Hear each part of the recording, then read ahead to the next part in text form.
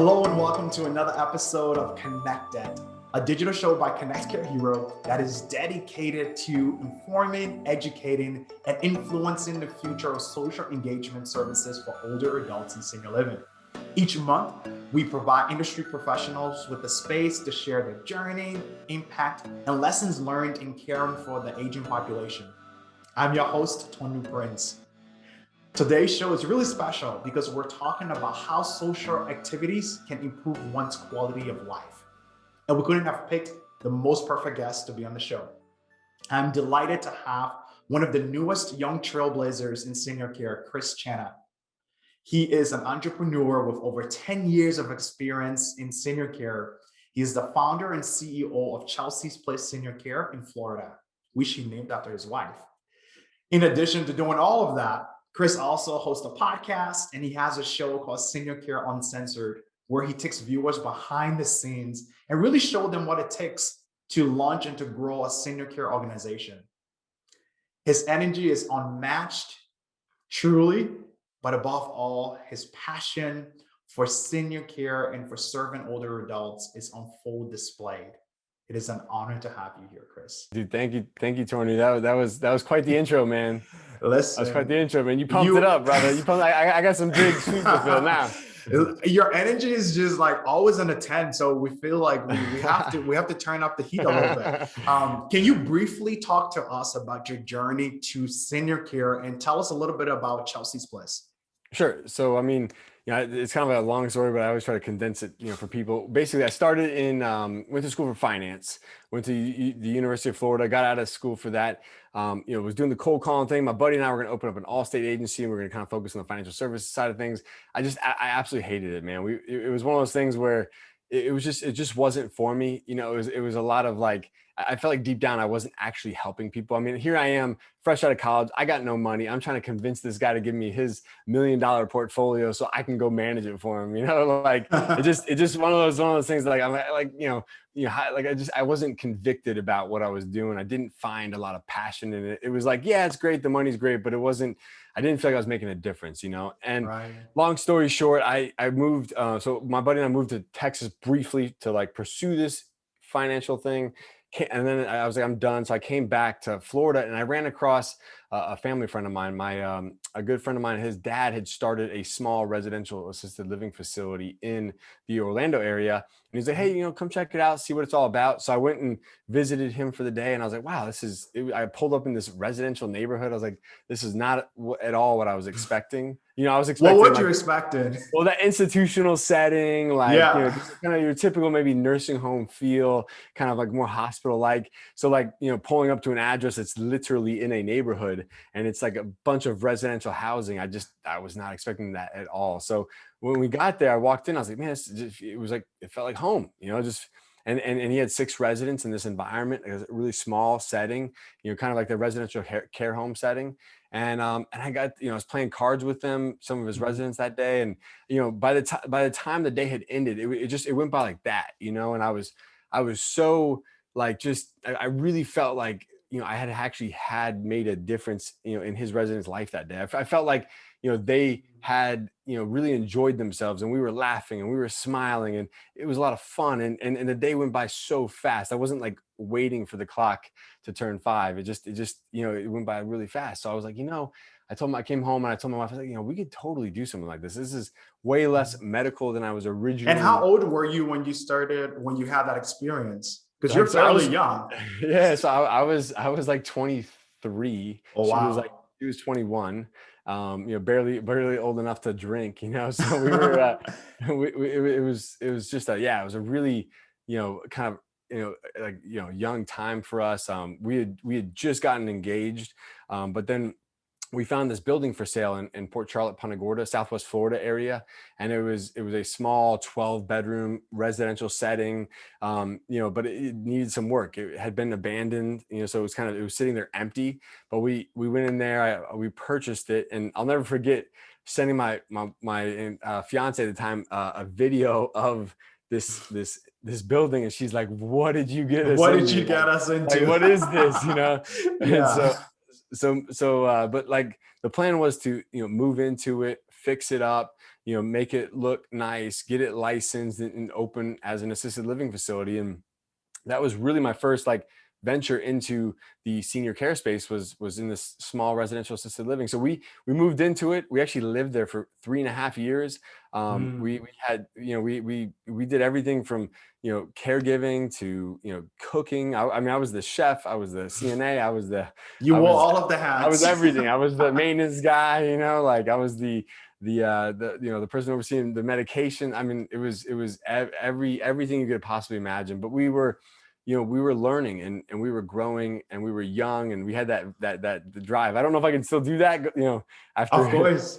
not having like two kids and having a house and stuff like that, and finally having our own space. But we took over one little room, and we lived there for 3.5 years. We did all of those roles, but that entire experience helped me truly understand everything about senior care, from what the families were going through, to what our residents needed, to what our caregiving team was doing on a daily basis and what they needed. So I really felt like anything in the senior care space after that was something that we'd be comfortable in. And we were pursuing, like, what are the other options? Like, how can we continue to grow? We looked at purchasing other residential assisted living facilities. We looked at building some. But then we came across this idea, like one day there was like 3 families in a row that called, and they said, hey, do you offer any adult daycare or any daytime care for at your assisted living facility? And we're like, we don't, blah, blah, blah. But like 3 in the same week, it was like, huh? Like, is this, I never, like in 4 years that had never happened. And all of a sudden, like 3 people call in the same week. So it was like, let me go look into that. What are our options around here? What exists in Florida?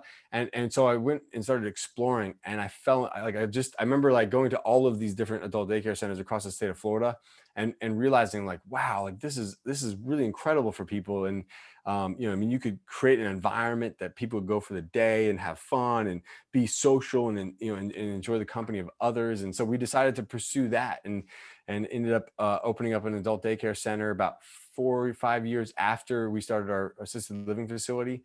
And then we recently added in-home care, so private duty in-home care. So today, Chelsea Place itself kind of consists of those 3 different services: private duty in-home care, adult daycare, and then assisted living. And there's definitely a special place in my heart for the adult daycare world, and where that, and we're making like an all-in bet on that as the future of senior care. As we think about adult daycare, activities comes up naturally, right? Yeah. Because these individuals are coming to you all to spend the day. And I'm curious, can social activity, from your perspective and given your experience, can it impact one's quality of life? Dude, life changing. Like literally the single greatest medication that any senior could ever take. I like when our members come to our center and they started coming, I think that this is where I fell in love with it. Is because people would start to come, and those first 90 days, you would see like miracles happen. Like cognitive improvement just increase, right? You would see like just range of motion increase. You would see like this person that like was no longer eating, all of a sudden would eat their entire lunch without even thinking about it. Like, just all of a sudden, it was like it gave them a reason to live. Like, it gave them a purpose, a sense of purpose, again, and like literally changing people's lives, like giving them almost like a second lease on life. Because, for instance, I had a guy the other day call me, right? He's taking care of his dad. His dad just lost 3 of his friends this past year, and his dad's like depressed. Like, he had those 3 friends he called on, like one on Wednesday, one on Thursday, one on Saturday at different times. They had their scheduled time to talk for an hour. Well, those 3 friends of his have passed away. He has no friends anymore, right? So I'm like talking to him. So he's not eating anymore. He's depressed. And I was like talking, and I know he's like the perfect candidate for like this social interaction. Like, I know the second we get him plugged into our environment, and he meets friends, and he's got someone to talk to and something to look forward to. And then every day he wakes up, now he has like a community that he gets to go and be a part of, and so a peer group that is maybe going through a lot of the same things that he's going through, where it's okay if everyone's got a little bit of maybe memory loss, or it's okay if people are having some physical disabilities, like, because they're all having and experiencing maybe different components related to physical and cognitive changes.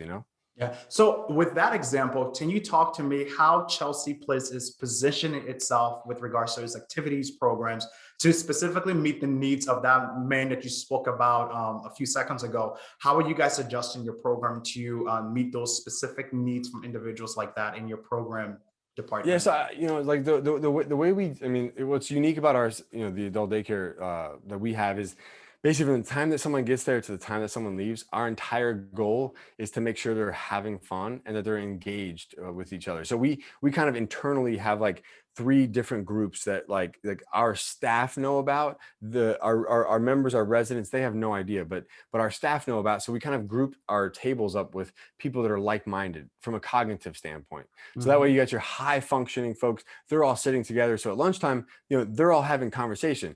The girls are all chatty Cathy, maybe the guys are over like, at another table and they're talking about guy stuff, and everyone's just enjoying themselves. And then you have another group of people that maybe cognitively they've declined a little bit. They have later stages of Alzheimer's, dementia, or Parkinson's or something. And maybe they need a little bit of guidance. They need like one of our care team members to sit at the table with them and kind of like be the person to engage the conversation.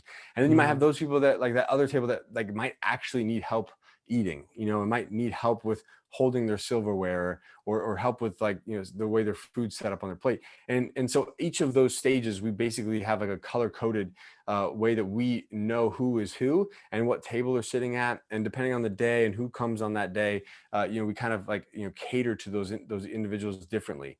And then same with Mm. the activities, so that whether it's lunch or whether it's activities or whatever the case might be, obviously our more higher functioning folks will have activities for them that they can participate in that might be a little bit more higher functioning, like more table games that might require more cognitive abilities or, but the cool part about it is that no matter the cognitive, their abilities, they can Yeah. still play like that basketball game or the cornhole or the volleyball, or they can Yeah. still dance and they can still sing. I mean, you turn the music on and all of a sudden everyone is instantly like on a level playing field, those Yeah. that were like those that are like have severe cognitive, maybe challenges. All of a Mhm. sudden you turn music on and it's like they're singing the song, they're dancing, they remember the two step, it's like they come right back, it's like Yeah. nothing ever happened. So it's amazing how like, the music and the activities and all of those things, there's still ways to connect with people regardless maybe of where they're at cognitively. Absolutely. The music and art has a way of just bringing people back to who Oh they yeah. were and who they are at the core, regardless of where they might differentiate on a It, it, cognitive it, level.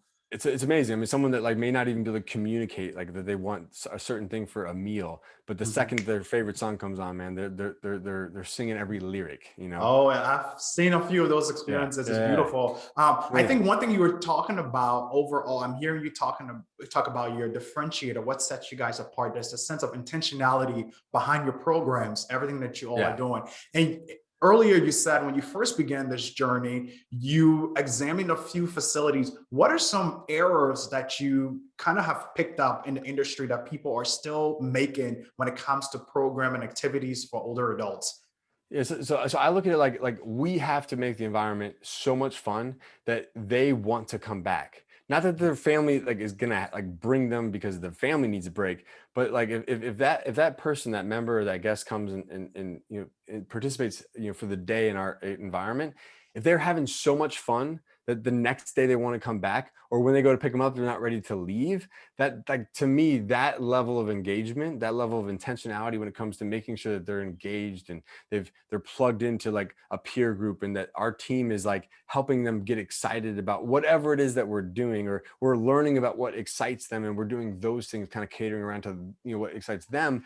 if Mhm. we if we focus on all of those things, now the hard part is the family members are the ones that are trying to manage like, hey, we can't go on Tuesday because I got this other commitment, and they're the Yeah. ones that are like saying, like having to say no, as opposed to fighting their loved one every single day. So to Mhm. me, it's, a lot of times what happens is because of some of the ways that maybe Medicaid is budgeted, you can't maybe have as much of a focus on the activity side of it.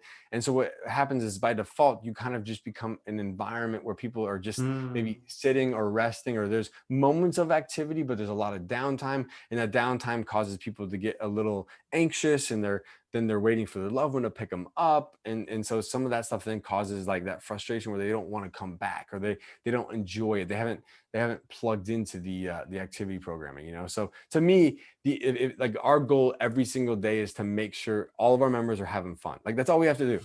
If we can do that, like everything else is like just is like meaning like the meals are not the focus. Like they are a focus, but they're not the main focus, you know? Like as long if everyone's having fun, if they can have fun during mealtime, then now we're like on track. We're focusing on the right thing. You know what I mean? So it's the all engagement about, is key. Is back to, for you, it's 100%. always it has to come back to the engagement, regardless of what they're doing.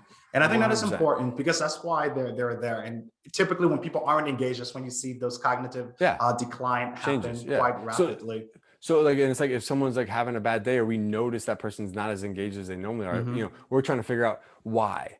You know, so like, you know, it's our responsibility, you know, as a team to go and figure out, okay, why is Mrs. Smith having a bad day today? Is it because something we're doing? Is it something in her home life? Is it something because of maybe cognitive, you know, things that might be going on? You know, we need to figure that out and figure out how can we re-engage her so she's excited and having fun again. You know? And when she's excited, of course, that impacts her quality of life ultimately 100%. At the end of the day. What excites you about the future as we wrap up over here? When you think about your industry, and most specifically for Chelsea's Place, what excites you about the future? So, you know, to me, like I look at like home care and assisted living to some degree having a necessary component to them. Meaning, you know, there comes a time where maybe assisted living is the necessary step, or home care is that necessary step. Like you just need it. The family needs a break, or they aren't able to be there, and so someone has to take care of their loved one. But the adult daycare space is the environment that people can come to that really is changing their life. It's not necessary. You know, it might be necessary, but you also have those other two alternatives. But this is the environment that people's lives can like actually change. You can give the 97-year-old lady or the man like a whole new lease on life. Like you make him feel as if like he has a reason to get up in the morning, you know, a reason to like something to look forward to, a purpose, and give that person a meaningful life. Because, you know, say you're 97 years old, how much time do you have left on this earth? You know, do you want to be sitting every day, waking up being like, why the hell am I here? Because I have no, you know, my friends are gone, my loved ones are no longer around. I don't have any of those things that like make this, you know, a happy place to be, you know, but now I have this environment to go hang out in, this activity center that I got friends at, and I have like, you know, people that truly care about me and that they want to be around me, and they're you know, and I can have fun in, you know. So if you know, to me that's what I get so excited about, because again, those other two are like, they're necessary, and they'll always, you know, there'll always be a need to some extent. But if you can take care of someone and provide that need, but also change their life and give them a reason to live, give them a reason to want to wake up in the morning, and you know, give them that kind of like meaningful life, like that's a game changer right there, you know. Man, I told you guys, this guy is a rock star. His passion is just through the roof. I hope you guys learned a whole lot of insights from today's episode. Listen, if you want to learn more about meaningful ways to connect with older adults through activities, as well as learn about Chelsea's Place and the work that Chris and his team are doing in adult daycare, please visit them at www.chelseasplacecare.com. And as always, you can learn more about us at ConnectCareHero.com. Again, that's ConnectCareHero.com. Thank you very much. Dude, what you guys are doing is amazing too. So oh, that's like, awesome. I know we didn't get to that, but like, dude, like I'm obsessed. When I came across, I'm like, this is what we need. Like, this is it. This is so. No, absolutely. Thank you. We appreciate you. All right. Appreciate it, Tony. Bye, everyone. Bye, guys.